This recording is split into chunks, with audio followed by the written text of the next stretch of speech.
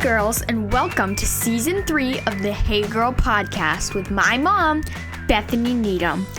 Each week, guests will share their amazing stories of following Jesus on all kinds of journeys. I hope their stories inspire you to run your race in your place. Thank you so much for listening. Hey girls, and welcome to Season 3 of the Hey Girl podcast. I'm your host, Bethany Needham, and for this kickoff episode, we're just going to sit and chat. Me, you, a cup of coffee. Well, I hope that you have coffee or whatever your hot, cozy drink of choice is. But I thought this might be a good chance to tell you a little bit about what's coming up in this next season. Some things changing, and then also, I guess it's been a while since I've actually updated any of you on my race and what's been going on in my life. And it feels like a crazy amount to share, but I'm going to plug through and want to start first of all with changes to Hey Girl. So in the midst of everything else that has been happening the past few months, one of them is, though I would love for her to be here to share it with you, but my co-host from last season, Laurie, is expecting a baby, and I'm so excited. And oh my word, guys, it's going to be a beautiful baby. It's pretty much destined, because if you met Jared and Laurie, you would get it. But I'm so excited for her to be a mom, first time mom. And that combined with her job, and now I'm working a new job, we had to break up as co-hosts. I feel like this is becoming a pattern. Every new season, I just break up with my previous co-host. So I've decided in season 3, I am finally going to brave these waters and not add a new co-host and go all by myself. In worst case scenario, I'll break up with myself at the end of the season. It'll be fine. And it would have been a good run. We'll go with that. But so excited for Laurie. Definitely will keep you updated with all the news, baby related, when we find out what it is, when she has it, just all the things. Let me think. Things you need to know. First of all, I have been fighting a cold for 3 straight weeks. So if you hear me like clearing my throat, I cannot shake it. I don't know. Maybe it's allergies. People keep asking me, and I'm starting to think I might have developed allergies. Who knew? My whole life, never had them, and now all of a sudden. But I apologize if my voice sounds weird or if I'm like coughing to the side. It's actually getting a little bit ridiculous and a whole lot embarrassing. So, changes in my life. Are you ready? Gosh, it's been not a year yet, but last December, I already let you guys know I left my job at the church, a job that I had loved.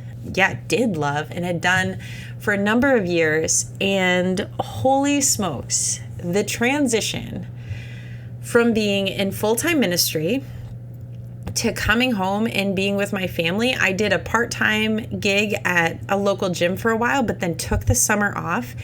And oh my word, I have not taken like a summer off, and I don't even know how long, just to be with my kids or my family.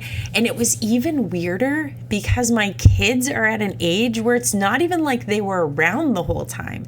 There was an entire week of the summer where both my kids were on a mission trip. My husband was working and I was just home. And before any of you throw something at the speaker and are like, must be nice, I am telling you, it was surprisingly challenging for me to go from, I don't know, what felt like 160 miles an hour doing church ministry, trying to slow it down a little, just doing part-time work, to doing nothing in the summer. I would be lying if I said that I embraced every moment. In fact, I think I wrestled more this summer with feelings of like, what is my purpose? And where's my value? And I just felt, I don't know, for the first time in a long time, like I wasn't really needed. And I just wasn't sure, I don't know, what the point for me was anymore. I know this sounds ridiculous, but I'm all about real talk. So I'm just going to be totally honest with you. When my kids are running off and doing camp things and having an amazing summer and they don't really need me, and my husband is doing work and all of that and love hanging out with me, but it's not like he absolutely needs me to do different things for him. And I'm not doing church ministry. I felt a little lost this summer. And to be honest, as the summer went on, my stress level went up because the other thing I just didn't know was, what am I going to do this fall? And here's what I had. There were some things I knew. I knew that I needed to go back to work to some extent because just financially for our family and really sanity for me. But I also really sensed like, God, you called me away from the church. That sounds terrible. Away from my church job. Like, I knew that he called me from being a youth director, but it didn't make any sense in my mind that he would call me away from that to free me up to be more present for my kids, just for me to go get some like random full-time job that ultimately would keep me away from my kids probably just as much, if not more. And I really wrestled with that because I couldn't figure out what job can I do that allows me to be present for my kids, but is going to bring in enough income to kind of, help our family and finances and all of those things. And I was racking my brain trying to be creative and just never settled on any one thing that kind of was all of that.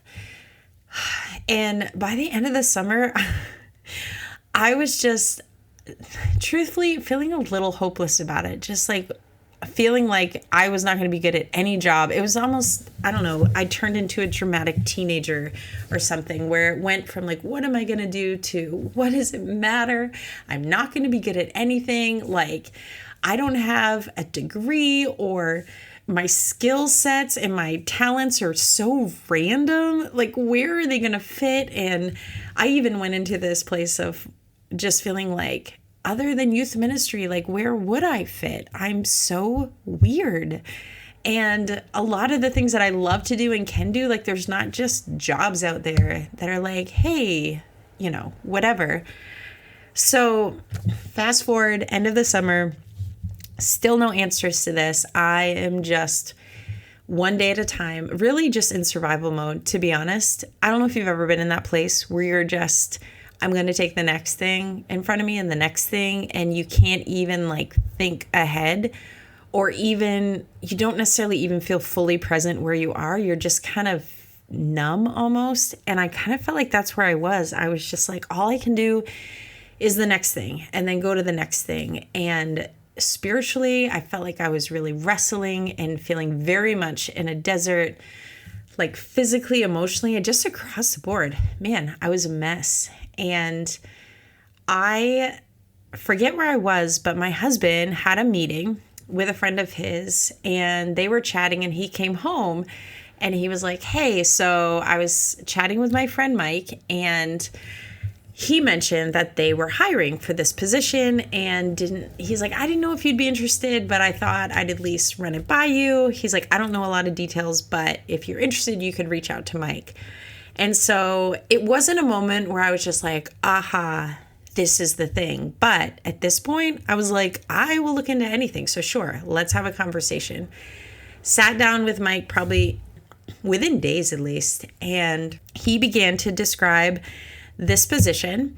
And the official title is Business Development Manager. But really what I was hired, spoiler alert, I took the job and I was hired by Chick-fil-A, the Lord's Chicken, to book out what is about to be, because it hasn't even hit the road yet, their brand new food truck. I mean, let's just pause for a minute and just embrace the Lord's goodness and sovereignty in this, because I could have sat and dreamed all day long, and never, ever would this type of job even come into my mind. I did not know it existed. First of all, it hasn't existed because Chick-fil-A has not done these food trucks, but they have built 4 in the whole country. In my town, got one of them. Not only that, but I got hired to book out this food truck. So I know this is going to be hard for you to follow, but understanding the scope of this incredible provision, I have this job that I get to do sales, which if you don't know me very well, oh my word, I love sales. Love it. So I get to have conversations with people I would have no business even knowing or interacting with otherwise, like amazing people that do all sorts of different things out in the world. So I get to sit and talk with them. And I mean, for real, it's not hard to sell Chick-fil-A. It's amazing. So I get to offer them the opportunity to book a Chick-fil-A food truck for their event. And then get this, there's all these events that this truck is going to, and I get to choose, like, if I want to go to an event and kind of be there and be present and make sure things are running well, I can do it. But if I got a kid's game or I got something going on with the family, there is a truck operator that takes care of all it. Like, they do their thing and they staff it. That's not part of my gig. And so I get to work from home most of the time. When occasionally I'll go to meetings if I'm actually meeting face to face with people. And I get to be fully mom while still getting to work and help my family financially, but not just doing some random whatever, doing something that I'm really loving and is so like unique and crazy that it just has to be God, because he knows that I am weird and crazy and I just love these types of things. So that's where I'm at right now. I'm working for Chick-fil-A. Guys, when I go to meetings, I stinking put on dress pants and a really like crisp white collared shirt and like the tuck-in and the belt and the dress shoes and we're talking like a makeover, crazy makeover. I don't remember the last time I dressed up this much. In fact, I had the thought this morning that when I went to help lead worship with my husband at church, that I was dressed down from my uniform. Like, I wore jeans to church. And I was like, what kind of crazy job do I have that I dress up more for work? And I love it. Like, it's so fun. And that's where I'm at. So this is brand new. I just started this officially like a few weeks ago. It's been a crazy whirlwind of training and information and making phone calls, all the things. And I'm excited. I'll be totally honest with you. I still feel like I'm getting my feet under me. Like, spiritually, I feel like I need to find my rhythms again. Physically, I just need, again, rhythms in exercise and taking care of myself, rhythms in being in the Word and not just studying God's Word, but just being quiet and still before Him. And I am an excitable person, so new things and I'm like all in. And though it's been amazing these 3 weeks to kind of be all in because I'm training, I know myself and I know that, all right, Bethany, you need to be intentional. And like, this is the time that I need to just really make choices throughout my day, whether it's set my alarm earlier and actually wake up to it, which has been a problem lately. Make God's Word the first part of my day. I'm totally that way. I need it like first thing in the morning to make a decision in the day, to exercise, even if I'm just not feeling it. And then also to draw boundaries even around my work. And this is a job that's really flexible and allows me to be present with my family. But it could also be a job that I let totally consume me and I'm never really fully present anywhere. And I don't want that to be the case. So that's my update. That's my race. I'm doing the job. I am loving this season in my marriage with my husband, having the freedom and flexibility to lead worship with him sometimes, to go hear him preach at different events or churches. And my kids have just started school. Oh, my Lanta, I have a high schooler. I don't even think I can discuss that because I'll just start ugly crying out of complete, like, I'm still in mourning that my baby boy is in high school. I'm actually I'm totally messing with you. I love it. I'm really enjoying watching him grow up, and I love the school that he's in. He's playing soccer for the first time, and I'm so excited to go see like his first game. And he played drums in church for the first time today, which is, he's always done like the little cajon percussion, but the whole kit today. And I was just having all kind of proud mama vibes. And truthfully, we haven't always had easy days with our son. So every win and the celebration of those wins, I am like holding on to as we walk this journey with him. And then Mercy's in 7th grade. And I am telling you, it happened overnight. She went from being a little girl to she's like a teenager, and she looks way too grown up, but she is still one of the most fun human beings that I know. And I will say it every single time. If you don't know Mercy, you're missing out. You really need to know her. She is stinking hilarious. And she's also become a very strong negotiator, which is a little dangerous. I think that's all I got for updates on my life. Here's what you have to look forward to. You ready? Season 3.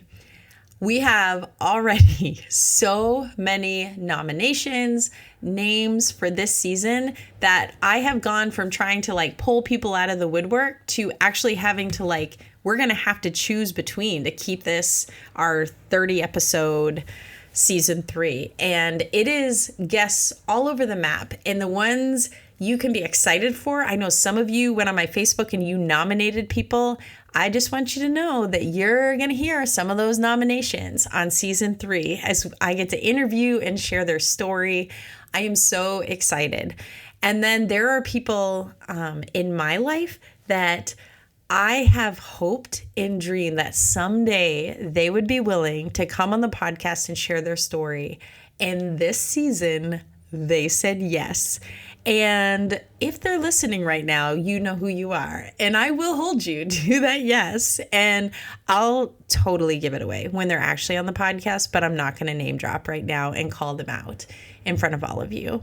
But it's going to be a great season. Truthfully, I'm nervous to go out on my own. But I'm also, when I was thinking about this season, and like, I don't know, if it doesn't work with Laurie, should I just call it quits? And I'm telling you, God's timing, and those of you who have written in, you probably didn't even know how much your message meant in that moment, but talking about the way that God has used these stories to impact your life. And I just really sense God again, just kind of calling me to step forward in obedience, even in my insecurity and vulnerability about, at no point did I kind of enter this like, oh, I should totally be a podcast host. It's still weird for me sometimes. And I think I like the co-host thing because I just would love someone else who's better at this than me to come along with me. But I actually think part of season 3 in a really terrifying way is me embracing who God made me to be, and also being obedient to this whole Hey Girl journey that He's called me to. And being willing to step out of the boat on my own. Pretty sure I just said that with a Canadian accent. My bad. Ladies and closet male listeners, who I feel like I have to call out every time I say that now. I'm excited for this season. I hope you're excited. This is what I'll encourage you to do, and this will help us as we kick off the season. Take a moment, if you're on social media or whatever ways that you can share this podcast with your friends, and help us out by sharing with your friends.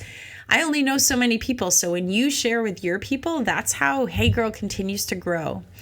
Secondly, if you have people in your life that you're like, man, they really, really, really should be on Hey Girl, keep sending those names to me. Like, I will continue to collect and trust that whether they fit in season 3 or they end up on season 4, we're just always receiving names and recommendations and all the things. And lastly, this may seem absolutely crazy to you, but there's a couple of things in the podcast world that would be so helpful to me. You've heard us talk about the prepdish.com and how PrepDish has been our sponsor, our first sponsor, and they're continuing to sponsor us going into this third season, and they've been phenomenal. And I wouldn't tell you that they were amazing unless I really thought it was an incredible opportunity. But really, if you haven't done it yet, go to prepdish.com/heygirl and sign up. It's a free trial. Literally, it's free. Go to the website, sign up, and here's what happens. When you do that and you use the /heygirl, that kind of encourages them and sends them that message that and basically it encourages them to stay as a sponsor with us. And so if you haven't done it, do it, try it out. And if you love it, let us know about it. Also, before I forget, the reviews. Taking time to review the podcast is another one that I don't understand it. I'm not going to pretend to be techie, but it helps get the podcast into a place that other people can see it and people who may not have any connection to us. And so taking time to review wherever you listen to the podcast, go on iTunes and put a review there. That's so helpful and encouraging for us. And we read every single one and love it. Love hearing from our listeners. All right, that's all I got. It's a short one today. It was my super fast update. If you have any other questions, you can obviously always ask. You can find me on Facebook, on Instagram. I think on Facebook, I'm Bethany Blevins Needham, my maiden name squeezed in there. And I would absolutely love to hear from you. And I do try my best to message people back. I will say I am probably best on Instagram, and I try so hard on Facebook, but I will try this season. For all of you, wherever you're at, wherever God has you in your race, let this be a kickoff, reminder, and encouragement to you as we head into this next year. For every single one of us, just an encouragement to run your race in your place and keep being awesome for Jesus. Bye, girls.